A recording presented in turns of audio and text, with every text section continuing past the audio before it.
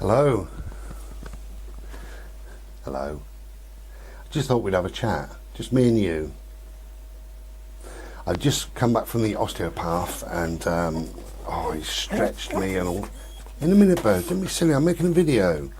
He stretched me and pulled me and poked me and prodded me. So I feel kind of drained. But I feel good. He's given me loads of exercises to do. Things like that. I know there's a few little issues going on in my body, in my neck and in my shoulder, so I can do exercises before I next see him, which is all good. Now I just having a fag and a slurpee just while we chat. That's all it is just a chat with you.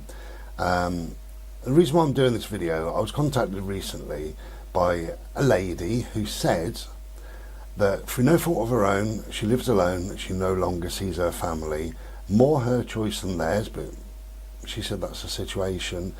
But 2 years ago she moved to a new place and doesn't really know anybody, not really. And she said, my old friend Bry, how sweet, said, I love watching your videos. It's like watching my old friend Bry. So, hello darling, you know who you are. You do know you are. And it got me to thinking that sometimes we're friends, but we are friends who've never met. Sometimes we're friends who can't meet for a big divide of whatever, you know, probably miles or continents or something like that. And it's amazing the reach that these videos have. You know, I had a message from Germany and one from California, so it goes around, it certainly moves around. But in this day and age now, we can still be friends without meeting. We don't need to physically meet anymore. But I wanted to make this video in particular for those who are going through a bit of a difficult time, for those that are struggling at the moment, those that just need a friend. I'll be your friend while we chat. I'll be your friend for a lot longer really, but so yeah, for those people, I just thought I'd chat for those people, and anybody else who just wants to sit and listen really. Cheers.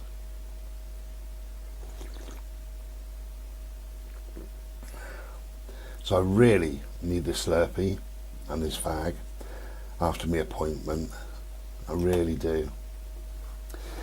So for those people that are going through a difficult time, whatever that difficult time is, just a few words of mine really.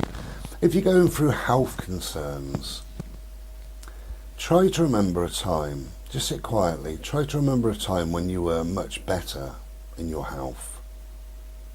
And focus on that time, and that is where you want to get back to. But if you can get back to it in your minds, okay, not physically, but in your minds, then you start to feel much better about yourself, I believe. And it gives you a goal, it gives you a purpose, and it gives you a focus.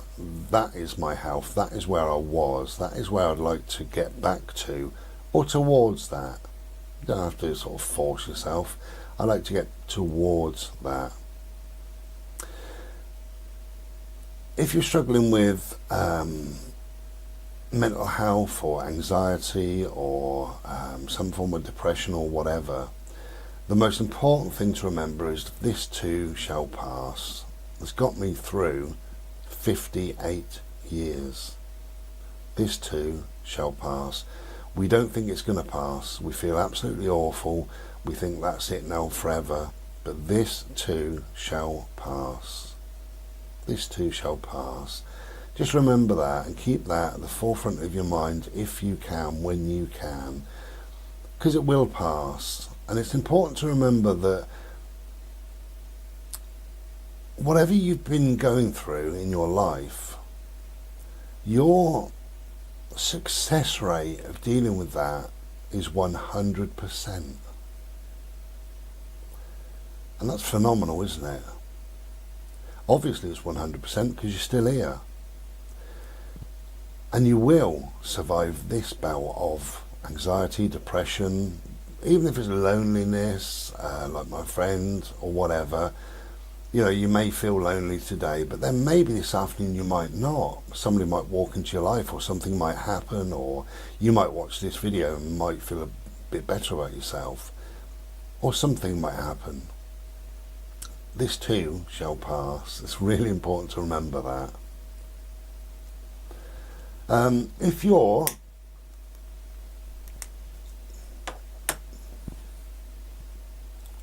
If you're struggling, if you're going through, if you're grieving, if it's depression, if it's anxiety, if it's loneliness, or if you're worried about your health condition or whatever, all of those, obviously, yeah, this too shall pass. Now, it's really important what you tell your brain. I've learnt this over the years. It is so important. Let's deal with anxiety. Okay, out of all of them, it could be any of them because it's applicable to all of them, but anxiety, if you're an anxious person, I guarantee that you have said, you've implanted into your brain the words either anxious or anxiety. I guarantee that you've put that into your own mind 10 times today, 20 maybe.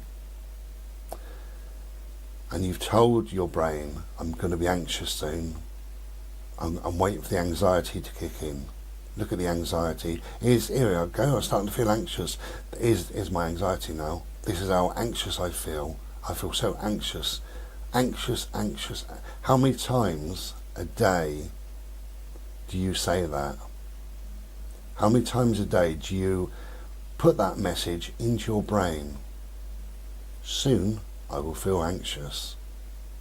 I'm waiting for anxiety. You do it over and over and over again. So the brain responds. Oh, you want to feel anxious? You want to feel some anxiety? Okay, here you go. And then you start to feel a bit jittery, and you can feel it coming on. And as you start to feel jittery and it starts to come on, you then say to yourself, oh, I'm starting to feel really anxious. Oh, anxious, anxiety. You use that word again, anxiety. It's getting worse. My anxiety is getting worse. And you may tell somebody, my anxiety is through the roof today. You know, you may get through the day, and at night you might tell somebody that, oh, my anxiety was terrible today. And you use the word anxious and anxiety. You force feed your brain those words again and again and again. How many times do you type it? How many times do you write an email to a friend? I'm doing okay, apart from and then you start anxiety. My anxiety, I was really anxious yesterday. Anxiety, anxious. And you leave that email feeling quite anxious, or you will do because you've told your brain you want to start feeling more anxiety. Or you watch a video and you leave a comment, nice video, it got rid of my anxiety for an hour. Anxiety. Do you see what I mean? So the more you tell your brain, the more your brain will respond. It's got no choice. Got no choice at all.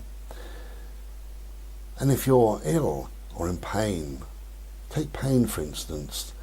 I have pretty much constant pain. It's just there. It's just one of those things. I can't do a lot about it. I'm trying. Can't do a lot about it. But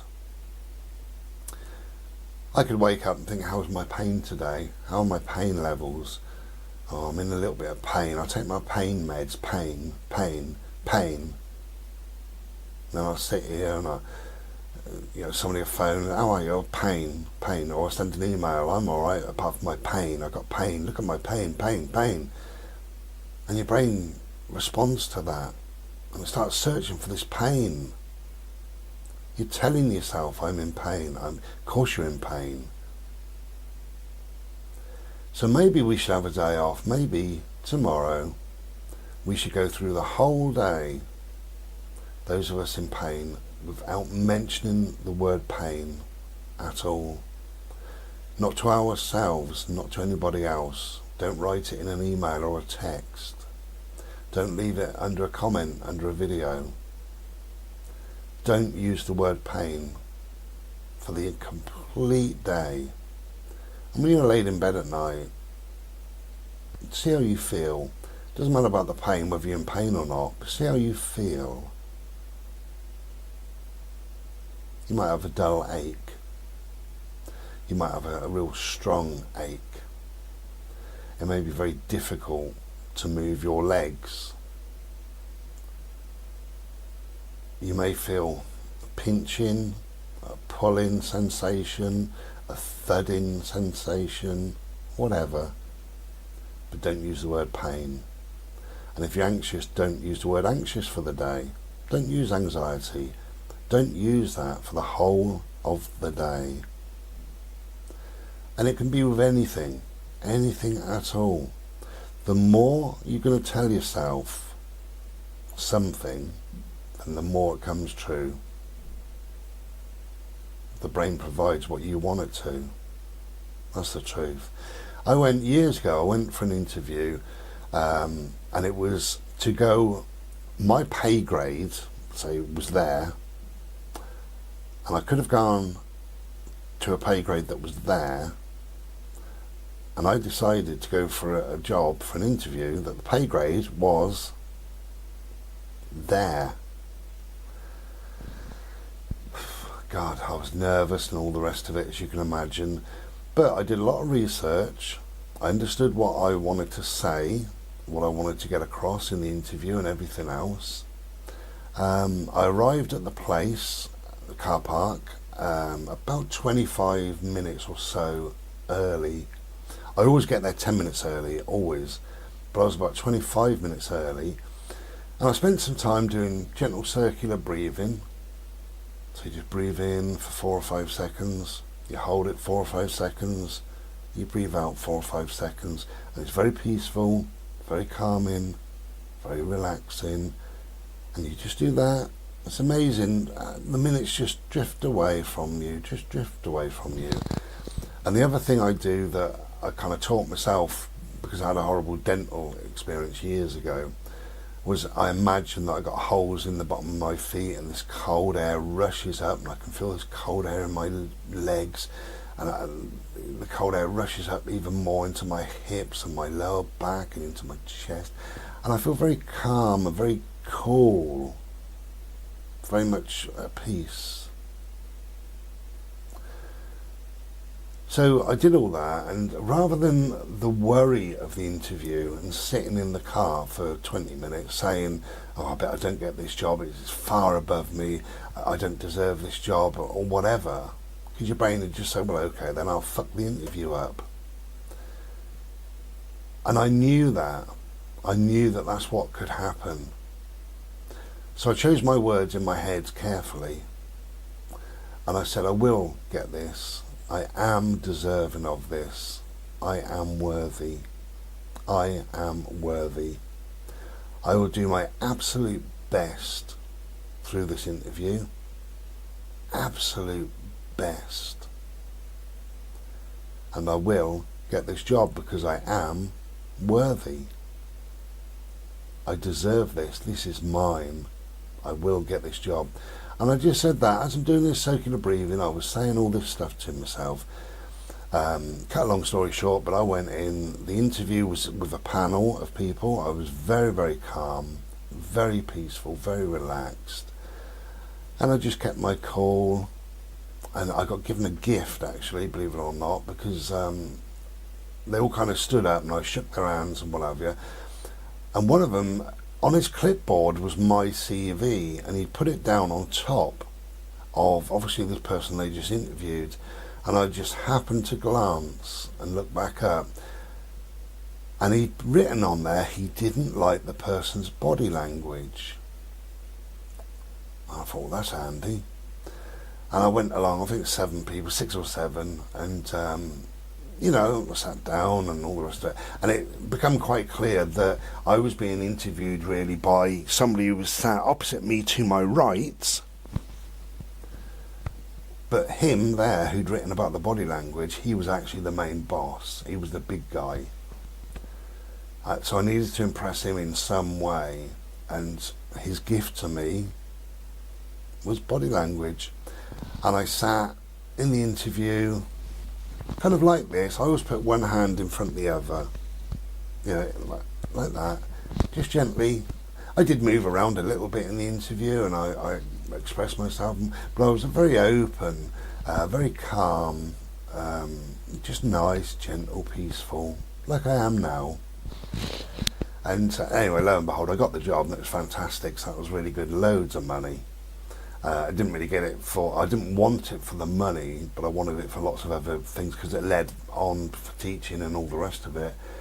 But I got that job partly because of the way I was, partly because my demeanour, that gift of body language was really handy for me. So thank you. The universe does conspire sometimes. The universe does give you what you want, and the brain will also give you what you want. And what you tell it, it will give you. And it might not give you it now, it might give you it later or tomorrow.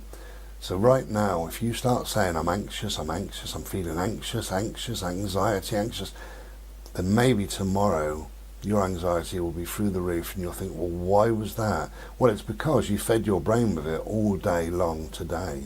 All day long. Now, even if you're feeling anxious, so what? So what?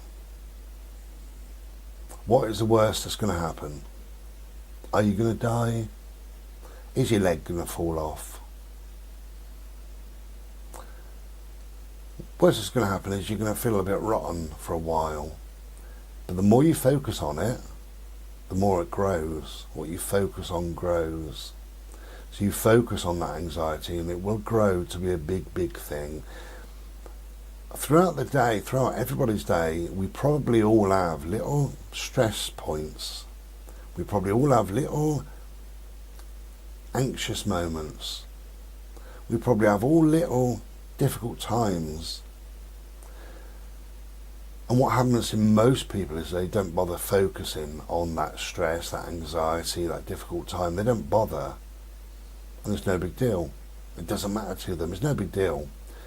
Somebody who is, I know a lot of people say suffering anxiety. I always say managing, because of my depression. I manage my depression.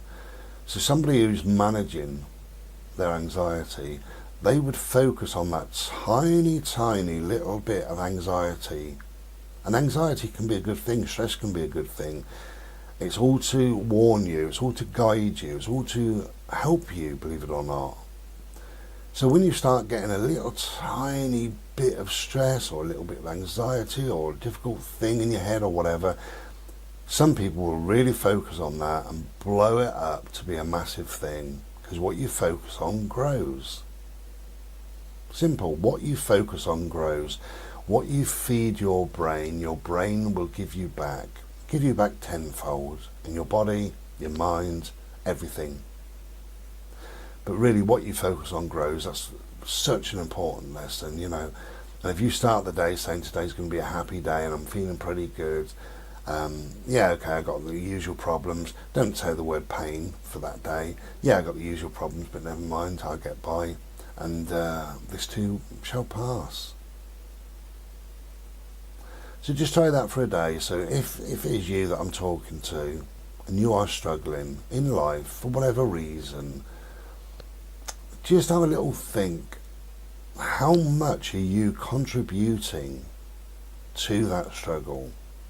How much are you contributing to your stress, to your depression, to your anxiety, to whatever it may be, to your pain levels? How much are you contributing? How much are you thinking about it? How much are you telling your brain, pain, pain, pain, pain? That, going back to the interview, had I sat in the car and said those things, you know, which was the truth of what I was feeling, but I wouldn't tell myself.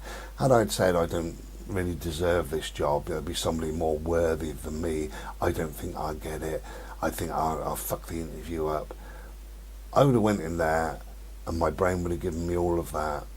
I would have fucked the interview up. I wouldn't have got the job. Somebody else would have got it, probably somebody more deserving, who knows. Because you can fool the brain, and that's what we do every day. We all do that. We have difficult situations, difficult scenarios to deal with, and it could be all sorts. It could be a difficult phone call, could be whatever. And we say, this will be all right.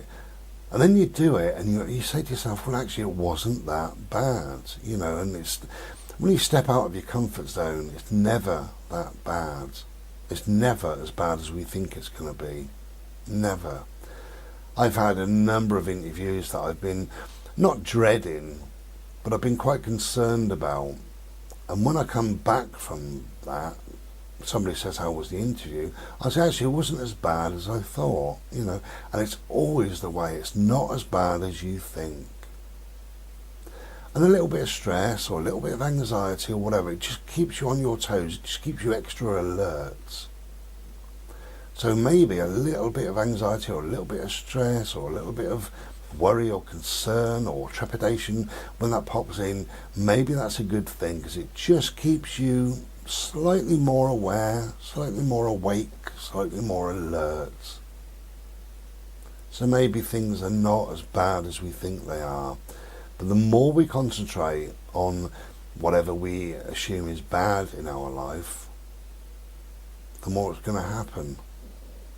I'm not great at public speaking, but I've had to do it. I've been a teacher and all the rest of it, so I've had to do it, and it's got easier over the years. But I'm not great at it. I don't like it. I don't enjoy it. But I've always told myself, this will go okay. This will be pretty good, and I won't really worry about it.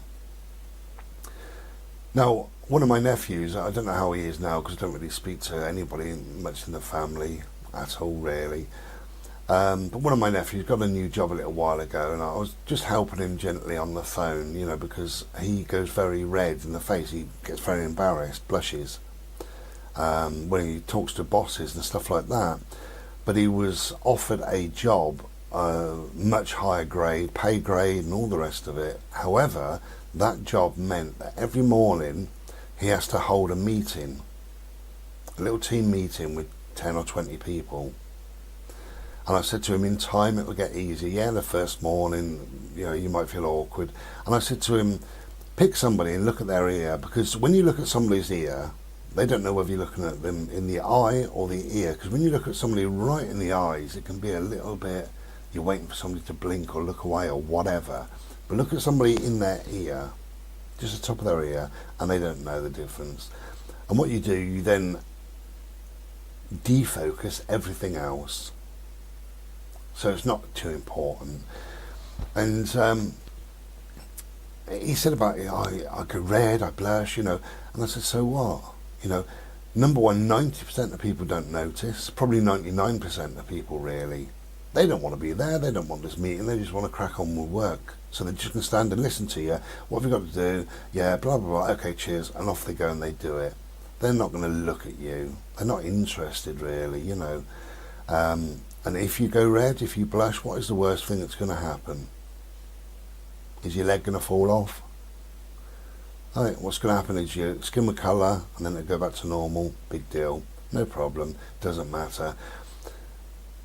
But he said, I know I'm going to go red, and I just know I am, and as soon as I stand up, I know. And I said, yeah, but you're telling yourself, I'm going to go red, I'm going to go red, I'm going to go red. It's my time to stand up, I'm going to go really red, I'm going to go ever so red. Now I stand up, and I go ever so red.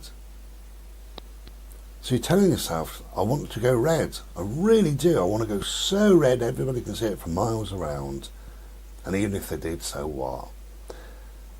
And I said, just defocus your mind. You don't need all that. You're not going to go red. You're not going to be embarrassed. Why would you be embarrassed? You stood up in front of your work colleagues talking about something you know about.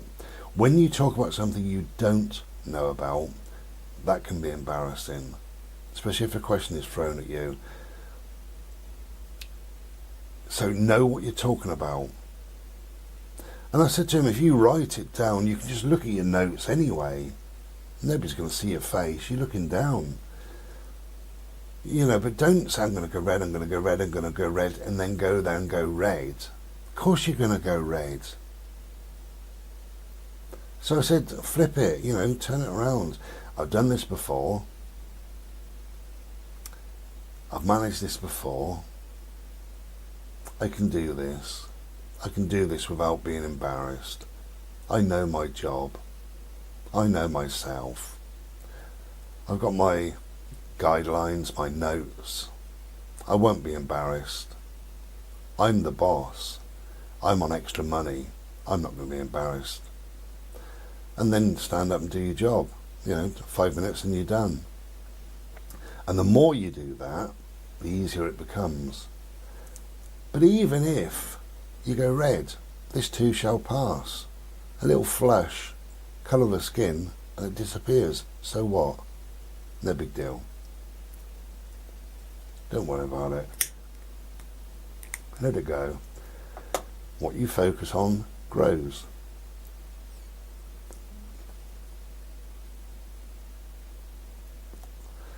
Okay, that's probably enough from me. I just thought I would just have a chat. Just for those that are struggling, if you're struggling, I hope some of those words might have helped in some way. Could be anything. It could be grieving. I mean, that's an awful thing to go through, and it's very raw. It's a raw, guttural, deep emotion when you're first grieving. But again, this too shall pass. And remain focused, really. Focused on what? Focus on hobbies or interest or loved ones or work or whatever is in your life. Because you can't help the grieving. The grieving will come crashing in, and it does, in waves sometimes. But when you focus too much on it, that's when it grows, and you end up that it's not actually grief, it's clinical depression. Got nothing to do with grief whatsoever. Because if you focus on the grief, and all you talk about is I'm grieving, I lost my loved one, I'm grieving, you're no longer grieving. It's got nothing to do with grieving. That's not grieving. That's a kind of, not awful, but a self-indulgent way of grieving. And we use that sometimes to protect ourselves, being self-indulgent. Of course we do. I'm grieving, leave me alone. I'm miserable because I'm grieving. I'm doing this because I'm grieving. I'm making mistakes because I'm grieving. I'm going red in the face because I'm grieving. We can use that for anything. But it becomes, as I say, clinical depression rather than grieving, because you focus on it so much, and you focus on it again and again and again, and that grieving becomes all-encompassing. It becomes everything that you are, every second of every waking moment of the day. You become this big bubble of grieving, and that's not you. It's not what your loved one would have wanted. It's not how we're built, really. It's not how the mind is made. So the mind will take all of that grieving and shove it somewhere else because it doesn't know what to do with it, and it'll send you to bed, and it'll make you really pissed off, and that's depression. It'll take away your appetite, maybe it'll take away your sleep, and before too long it becomes clinical depression. You could have suicidal thoughts, and it goes on and on and on. And it's because we focused too much on grieving, or pain, anxiety, depression, a red flush of the face. It could be anything. It could be anything in life. Try not to focus too much on that one thing, and try to have a day off as well. Don't say the word grieving. Don't say the word anxiety. Don't say depression today. It'll still be there, but don't say it. Just don't say it. Don't allow these things to come bombarding in. Have a day off. Give it a try.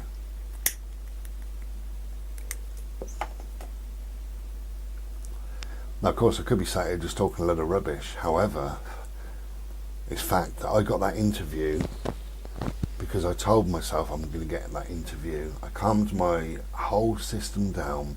That cool feeling through my feet, the circular breathing, and telling myself I am worthy, I will get this job, and I did. And I've been through grieving a number of times, so I know a little bit about that. I've had double depression on top of my dysthymia, which is a long-term depression. Hello. Well, I think the camera died. It had enough of me talking, really, so we'll end it there. But I hope some of these words have helped, really. If you're struggling, you're only struggling for a time of your life, for a period, for a minute, for a day, for a week, for a month, whatever it may be.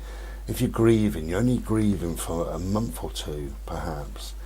If it's anxiety, it may be a moment, or 1 minute, or 1.5 minutes. If it's depression, it may only last 2 weeks. This too shall pass. But the more you focus on something, the bigger it gets. Anyway, try not to worry about things. Let things go. Let things go out your head. Try not to focus too much on things. And try to have a day off. Try to have a day off of whatever. You are allowed, even grieving, you're allowed to laugh, you're allowed to smile, you're allowed to have a day off. And if it's anxiety, depression, whatever, have a day off. If it's pain, do what you do in the morning, take all your pain meds, do your stretching, do some yoga, do whatever, and try and have the day off. Try and allow yourself that time. You know, put some great music on that you like, or watch a film, or whatever. Stay indoors, stay in the warm, read a nice book, go to bed early, cook a meal, have a takeaway. Treat yourself. We all deserve a treat. Take good care of yourselves. If you don't, nobody else will. Take care and be well. Ta-ra.